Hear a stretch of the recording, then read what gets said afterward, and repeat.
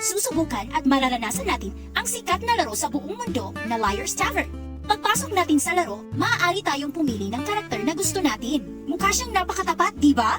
Kapag nagsimula na ang laro, ang system ay pipili ng isang theme card. Para sa round na ito, ang theme card ay Moon. Ako nang mauuna. Maglalagay ako ng isang Moon card. One moon. One moon. Yung dalawang players, naglagay din ng tig-iisang Moon card. Lahat ay sobrang maingat. 3 moons. Ha? Ang previous player ay naglagay ng 3 Moon cards? Sobrang kahina-hinala. Trying to jack me around? Diretsahan ko na siyang tatanungin. Nagsisinungaling nga siya. Isa lang pala ang totoong Moon card sa loob. Ngayon, kailangan nilang i-defuse ang bomba. Boom! Boom! Boom! Yes! Nanalo ko sa unang laro ng Liar's Tavern. Gusto mo rin bang laruin ito? Bilisan mo na at i-download ang WePlay para masubukan mo.